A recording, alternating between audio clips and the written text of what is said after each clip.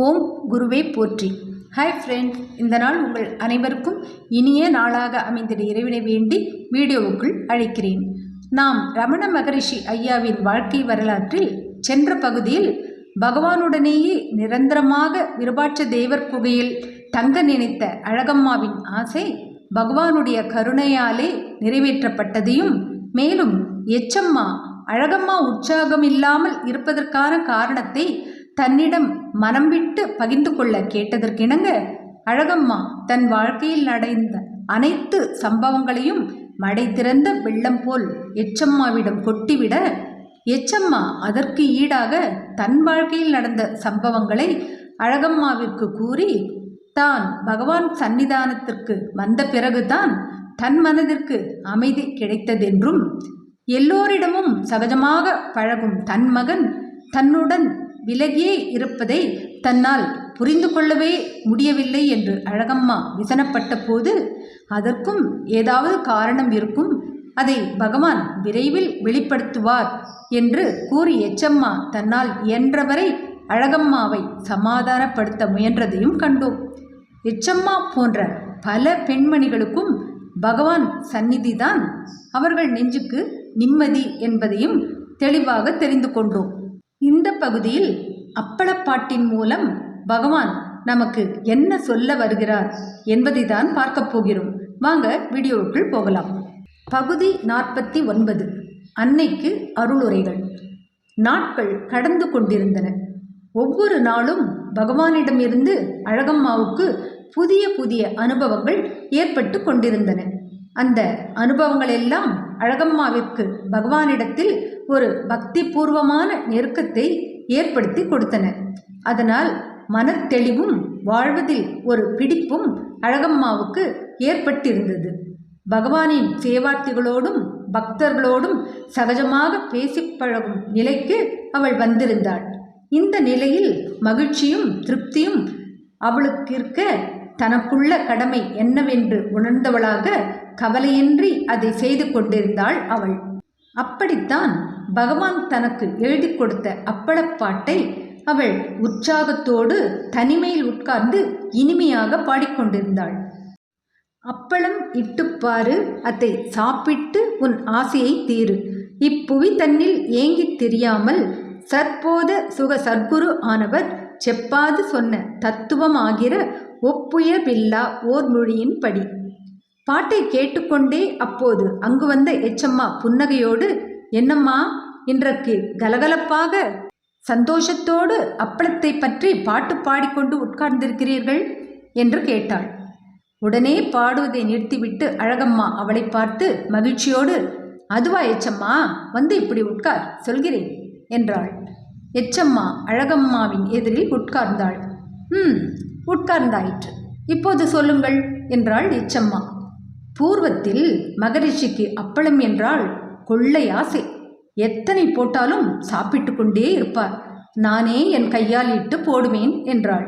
உடனே எச்சம்மா, இது நாள் வரை எனக்கோ முதலியார் பாட்டிக்கோ இது தெரியாமல் போயிற்றே, தெரிந்திருந்தால் நாங்கள் அடிக்கடி அப்பளம் பொரித்து கொண்டு வந்து பகவானுக்கு கொடுத்திருப்போம் என்று ஆதங்கப்பட்டாள். சரி கேள், நேற்று எனக்கு அந்த ஆசை வந்துவிட்டது. பகலில் ரகசியமாக சரக்குகளை சேகரித்து கொண்டு இரவில் அப்பளமிட ஆரம்பித்தேன். தனி ஆளாக என்னால் அந்த வேலையை செய்ய முடியவில்லை. பூர்வத்தில் பகவான் இது மாதிரியான வேலைகளில் ஒத்தாசை செய்திருக்கிறார் என்றாள். அந்த நினைப்பில் பகவானை உதவிக்கு அழைத்தீர்களாக்கும் கேலி செய்தாள் எச்சம்மா. என்ன நீ பார்த்தது போல் சொல்கிறாய் என்று ஆச்சரியப்பட்டு கேட்டாள் அழகம்மா. அதைத்தான் நீங்கள் செய்திருப்பீர்கள் என்று எனக்கு தெரியும், மேலே சொல்லுங்கள் என்றாள். எச்சம்மா மேலும் தெரிந்து கொள்ள ஆர்வத்தோடு கேட்டதும் அழகம்மா, ஆமாம், ஒத்தாசைக்கு அழைத்தேன். பகவான் மறுத்துவிட்டு, அம்மா நீயே இந்த அப்பளம் பண்ணிக்கொள், நான் வேறு ஒன்று பண்ணுகிறேன் என்று சொல்லி அப்பளப்பாட்டு எழுதி கொடுத்தார் என்றாள் மகிழ்ச்சி பொங்க. அந்த பாட்டு தானா அது? மிகவும் நன்றாக இருக்கிறதே என்றாள். அது சாதாரண வேடிக்கை பாட்டு இல்லையடியம்மா, வேதாந்த விஷயங்களை முற்ற கூறும் பாட்டு அது என்றாள். அப்படியா? ஆச்சரியத்தோடு கேட்டாள் எச்சம்மா. ஆமாம், அந்த பாட்டில் உளுந்தை எந்திரத்தில் பொடித்து பிரண்டைச்சாறு சேர்த்து உருட்டி குழவியால் இட்டு பொறித்து உண்பது போல அகங்காரத்தை ஆத்ம விசார எந்திரத்தில் பொடியாக்கி சத்சங்கம் எனும் விறுவிறுப்பு சாரூட்டி சாந்தமாம் குழவியால் சமபாவ பலகையில் இட்டு ஞானாகினியால் காயும் நற்பிரம்ம நெய்யதில் நான் அதுவாகவே நாளும் பொறித்து தானாக புசித்து தன்மயமாக வேண்டும் என்று வேதாந்த விஷயங்களை பகவான் வெகு இயல்பாக சொல்லிவிட்டார் பார்த்தாயா என்று அழகம்மா கூற, உண்மைதான் அம்மா, பகவான் இப்படி சிறு பிள்ளை போல் அரிய காரியங்களையெல்லாம் வினயமாக செய்துவிடுகிறார் என்றாள். நான் முன்பே இதேபோல் சோற்றுப்பாட்டு, குழம்புப்பாட்டு முதலான வேதாந்த உள்ளுரை பாடல்களை கற்றுக்கொண்டிருக்கிறேன். ஆகவே தான் அவற்றுக்கு பொருத்தமான அனுபந்தமாக இருக்கட்டும் என்று இப்போது பகவான் இந்த அப்பளப்பாட்டை எழுதி தந்தார் என்றாள். நல்ல பிள்ளை நல்ல தாய் என்று கேலி செய்து அவளை பார்த்து கண்கள் விரிய சிரித்தாள் எச்சம்மா. அது கண்டு அழகம்மா கோபப்படவில்லை. மாறாக, நீ இப்படி கேலியாக சிரிப்பதை பார்க்கையில் எனது ஆசார அனுஷ்டானங்களையும் சாதிய விகற்பங்களையும் மூட நம்பிக்கைகளையும் பகவான் என் மனம் நோகாமல் என்னை கட்டாயப்படுத்தாமல் தமது கேலி சிரிப்பாலும் கிண்டல் பேச்சாலும் மெல்ல மெல்ல என்னிலிருந்து விலக்கியது நினைவுக்கு வருகிறது என்றாள் அவள். அது கேட்டு எச்சம்மா, அம்மா அம்மா அவற்றையெல்லாம் சொல்லுங்கள் அம்மா என்று அவளை அவசரப்படுத்தினாள். ஒரு சமயம், அடடா, உன் புடவையை யாரோ தொட்டு விட்டார்களே, ஐயையோ, தீட்டு தீட்டு, மடி கெட்டு போச்சே, போச்சு ஆச்சாரம், போச்சு பக்தி எல்லாம், மோட்சத்துக்கு குறுக்கே நிற்பதெல்லாம் இதுதான் என்று கேலி செய்து சிரிப்பார். மற்றொரு சமயம், அம்மா என்ன சாப்பிடப் போகிறாய்? இன்றைக்கு முருங்கைக்காயும் வெங்காயம் தான் கொண்டு வந்திருக்கிறார்கள். நீ அவற்றை சாப்பிட்டு விட்டால் மோட்சத்துக்கு போகும் வழியில் முருங்கை காடுகளுக்குள்ளேயும் வெங்காய மலைகளின் நடுவிலும் மாட்டிக்கொண்டு விட மாட்டாயோ என்று கிண்டல் பேசுவார். பகவான் உங்களை பக்குவமாகத்தான் கிண்டல் செய்திருக்கிறார் என்றாள் எச்சம்மா. அதனால் வந்த பக்குவம் தானே இது. அதற்கும் ஒரு நிகழ்ச்சி இருக்கிறது. ஒரு நாள் புல்லுக்கட்டுக்கார கிழவன் ஒருவன் எங்கள் அருகில் வந்து பசியாலும் கடும் உழைப்பின் ஓய்ச்சலாலும் களைத்து சாய்ந்து விட்டான். அவனுக்கு உணவிடுமாறு பகவான் என்னிடம் சொன்னார். அப்போது நான் சாப்பிட்டிருக்கவில்லை. ஜாது கட்டுப்பாட்டின்படி அவன் உண்ட சேஷத்தை நான் சாப்பிடக்கூடாது. ஆனால் நான் என்ன செய்தேன் தெரியுமா?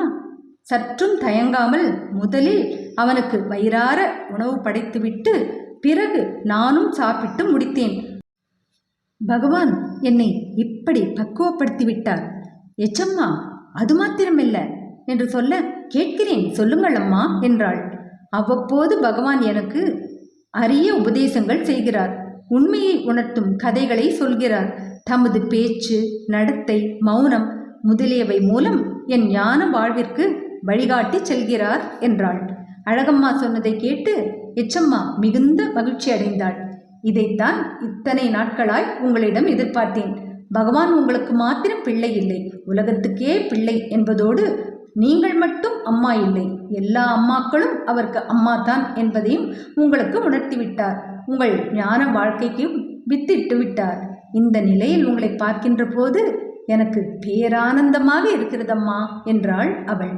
எல்லாம் மகரிஷின் திருவருள் என்று கூற அழகம்மா பூரணமாக மற்றவர்கள் போல் தன் பிள்ளையை மகரிஷியாக பார்த்தாள். அடுத்த பகுதியில் விருபாட்ச தேவர் குகையிலிருந்து பகவான் ஏன் கந்தாசிரமம் செல்ல வேண்டும் தெரிந்து கொள்வோம் வரும் பகுதியில். என்ன ஃப்ரெண்ட்ஸ், இந்த வீடியோ பிடிச்சிருந்தா லைக் பண்ணுங்கள், ஷேர் பண்ணுங்கள், சேனலை சப்ஸ்கிரைப் பண்ணுங்கள். இதுவரை சப்ஸ்கிரைப் பண்ணியுள்ள அனைவருக்கும் என் மனமார்ந்த நன்றிகள். மீண்டும் அடுத்த வீடியோவில் உங்களை சந்திக்கும் வரை உங்கள் அனைவருக்கும் நன்றி கூறி விடைபெறுகிறேன். வணக்கம்.